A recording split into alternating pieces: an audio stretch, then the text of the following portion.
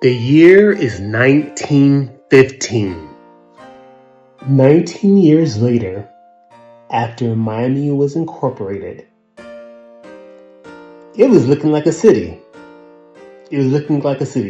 But only one thing, we have to remember: Jim Crow. The whites had their side, the blacks had their side. The blacks were ordinanced to an area called Blacktown. We hear it also called Colored Town or Overtown. And the beautiful thing about it, however, is that Overtown was flourishing too. To better understand how black progression started in early Miami, we first have to look at Ebenezer Stirrup. Simply put, he came from the Bahamas to South Florida, worked at the Deering Estate as a chauffeur. Today, we refer to the Deering Estate as Vizcaya. As a chauffeur, he would be paid with plots of land. He would build homes on that land, in which we now know as Coconut Grove, and Bahamians would move into those properties. That's pretty much how the black aspect of Coconut Grove got started. Then we have Dana A. Dorsey, coming from Quitman, Georgia, to work as a carpenter for Henry Flagler. Eventually, he would save his money or get plots of land, build homes on those plots of land, and rent them out to people who worked for Henry Flagler and their families, and so on and so forth. Ebenezer Stirrup and Dana A. Dorsey were the two pillars of the early black Miami community.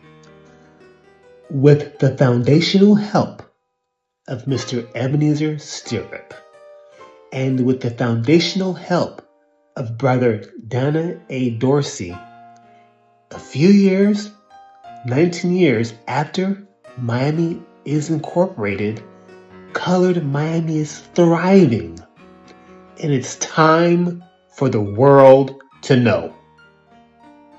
Now, before we go into the marketing of Overtown, I want to introduce you to a man, a meticulous man, by the name of Kelsey Leroy Pharr, from the Carolinas.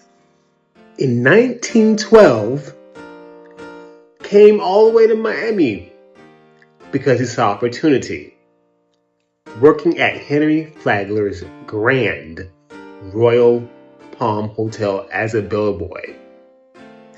Sadly, the black local embalmer at the time passed away. However, Kelsey saw this as an opportunity. He left the state, got his embalming license, came back to South Florida, and would become the first licensed Negro undertaker in a whole radius between St. Augustine and South Florida. When Kelsey came back from school and received his embalming license, his good friend, Roddy Burdine, of the Burdine Department Store Empire, loaned him $900 to start his business. Just to put that into perspective, $900 in 1914 is about $20,000 to $30,000 in 2026. And I'm sure that Kelsey is looking up to Dana A. Dorsey at this time. He's looking up to Ebenezer Stirrup at this time. And he's saying, I am joining the ranks of these fine men of color now. However, what can we do to help our community? After all, we are marginalized. Yes, I do have a relationship with Roddy Burdine, but the bigger picture is that segregation is still happening, and our community still needs resources.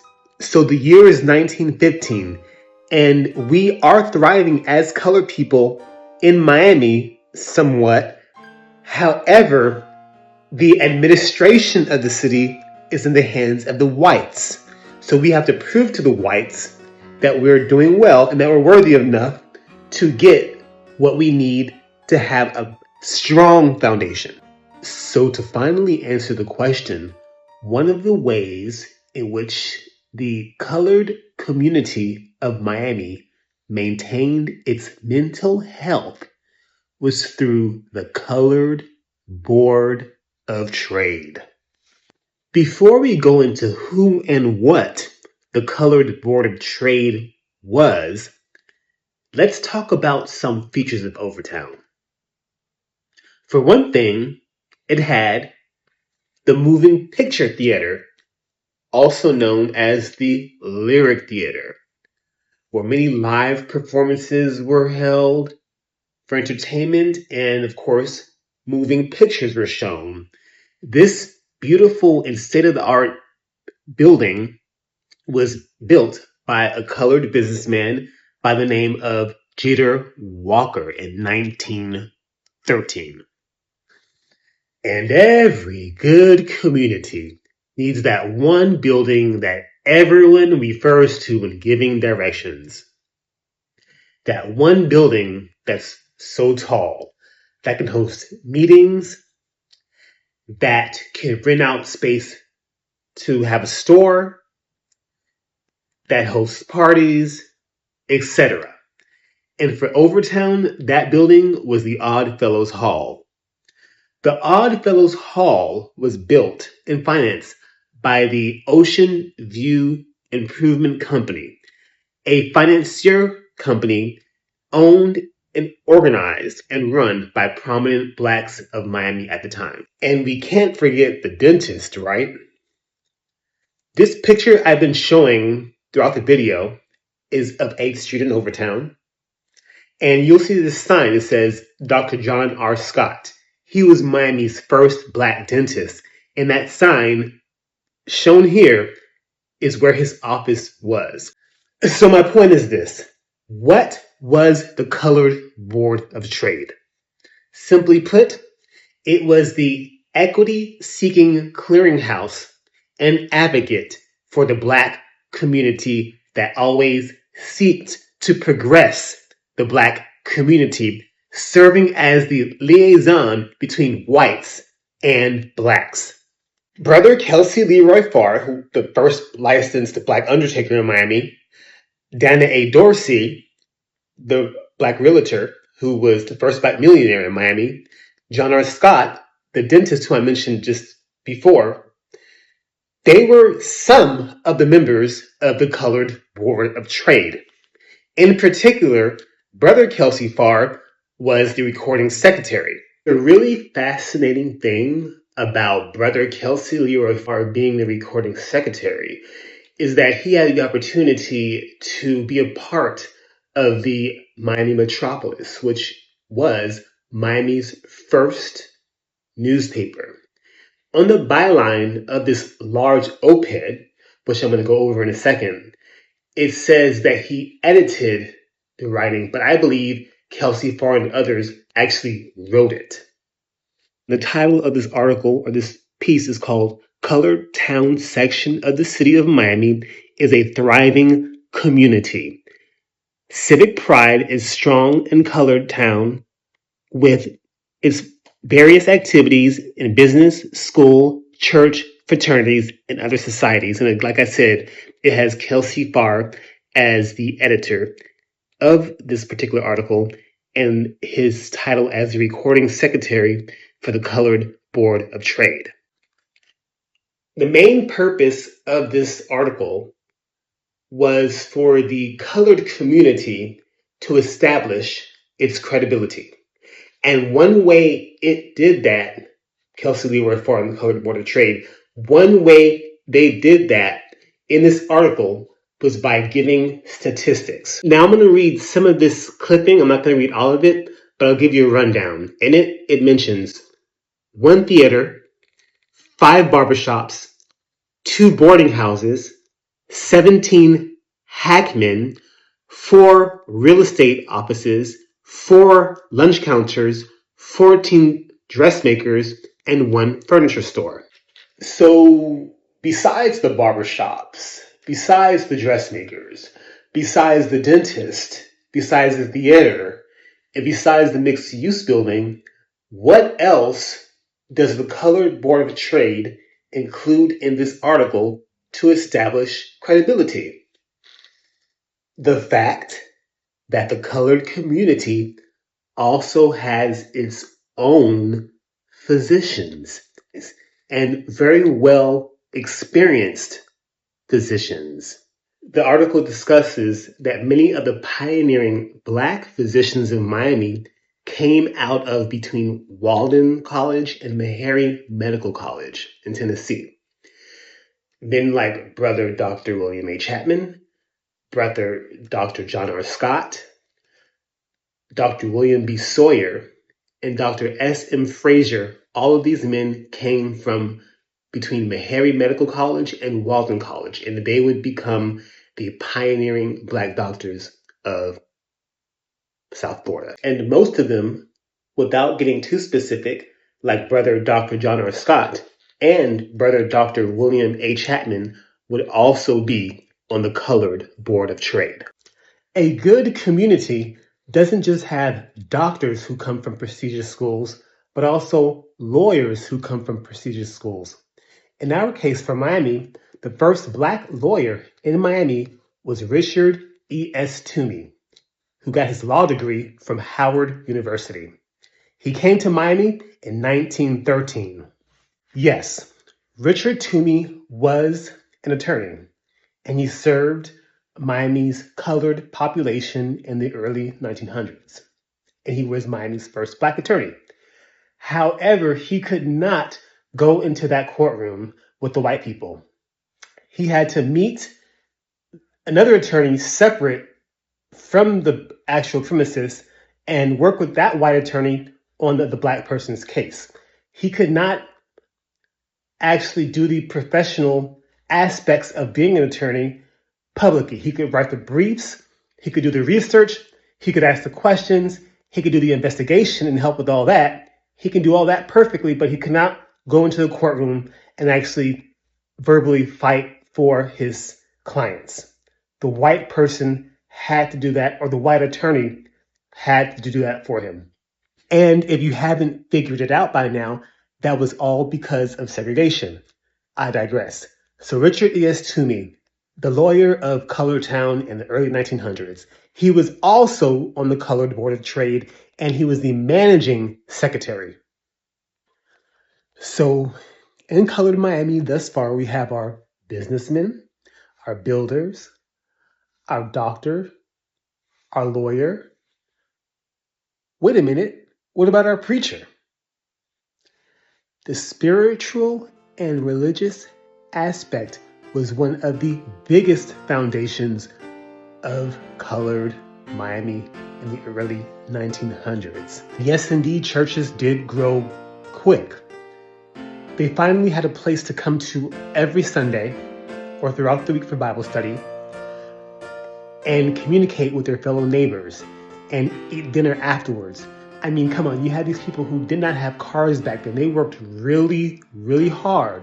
They had to go through oppression. They had all these other things to deal with because we don't have the technologies that we have now. And the one place they could go to turn it all over to God was in their churches.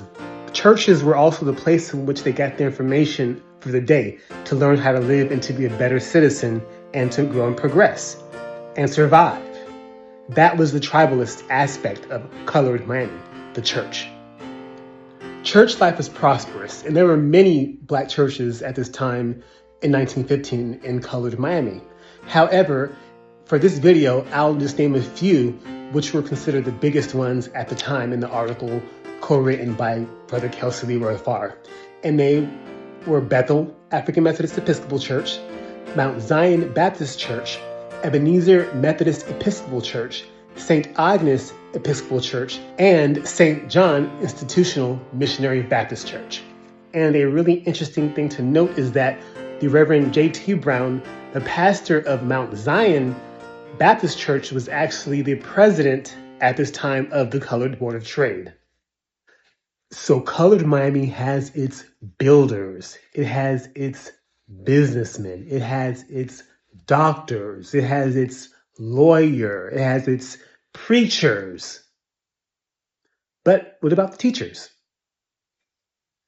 The first idea of a school for colored children came about when people of the Coconut Grove community got together with Donna A. Dorsey, Miami's first Black millionaire, and established a private school in 1899. Then, in 1901, a preacher by the name of Reverend Jonathan Davis of St. Paul AME in Coconut Grove, along with the church's church members and the community, started a public school at St. Paul in Coconut Grove. And the name of that school in Coconut Grove would eventually be called the Little Schoolhouse. Then all the way in Goulds, in the Prime area, a couple by the name of Arthur and Polly Mays, with their community, really fought and advocated for the children down there to get a school. And the school that they started out at a church. Eventually, Arthur and Polly Mays would donate land and there would be a school there. By 1915, according to this article, the big op-ed piece, there was a central school in Colortown. It had over 370 students of all ages, and it had lots of hands on deck to educate them. The Central School of Colored Miami was called the Washington Graded and High School. Its principal was Mr. R.W. Gordon, who got his degree from Tuskegee Institute. Worth noting, Rebecca Dorsey, the wife of Miami's first Black millionaire, Donna A. Dorsey, taught at this school. She taught 4th grade.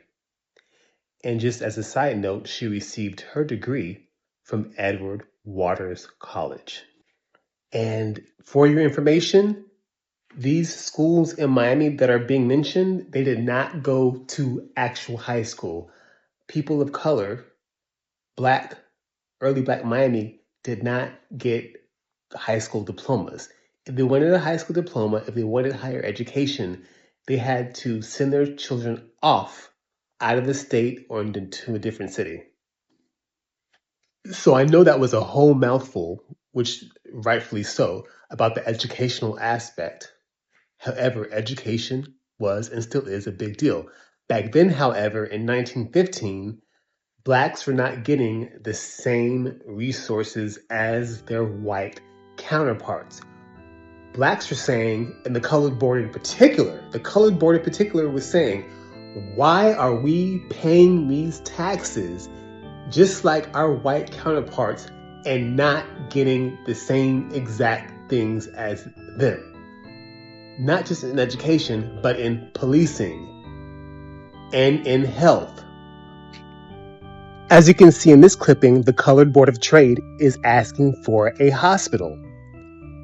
Due to segregation, people of color in Miami could not use the health facilities which were state-of-the-art in the white community. Therefore, again, here we have the Colored Board of Trade doing its job. Imagine already being an oppressed community, but then having an outside race come in and discipline you in a time when they didn't care about you and harassing your community. Well, this article talks about just that. The Colored Board of Trade was appalled. They were really upset and frustrated and disgusted that these people, the outside community, would annually come into Colored Miami, raid it, and arrest people. They didn't know how to interact with the Black community. The Colored Board of Trade wanted its own police, and this is a fight that would go on for decades. So marketing for Overtown. Overtown's an amazing place. We're doing so great. Advocating for Overtown. We need hospitals. We need our own police. We need better education. And finally, holding its own community accountable. In early Miami, chauffeuring was big business for Black people. They were chauffeurs for the white people, of course. The problem is that the quality of their work sometimes wasn't the best. And it wasn't all, it was some. And that was an embarrassment to the colored community. So that's another thing that the Colored Board of Trade really underscored, and that was quality control.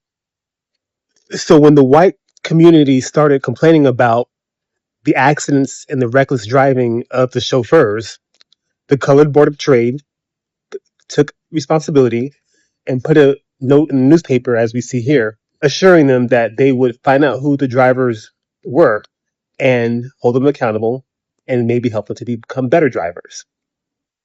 And that act of acknowledging the mistake and trying to correct it is, in essence, what the Colored Board of Trade was. Overall, its job was to support Overtown and make Overtown look good. So the Colored Board of Trade consisted of strong Black men and women who wanted to make Miami a better place for people of color. I won't mention all, but I'll mention some. Thank God for Brother Donna A. Dorsey. Thank God for Brother Dr. William A. Chapman. Thank God for Brother Dr. Kelsey Leroy Pharr. Thank God for Brother Dr. John R. Scott. Thank God for Dr. William B. Sawyer and others who were on the Colored Board of Trade for coming together and helping us to make it to where we are today. It is my hope that you have a better understanding of how the complexities in Miami worked, how the dynamics worked to keep Miami afloat and together between the white community and the Black community in the early 1900s. Thank you for watching, and thanks for letting me share.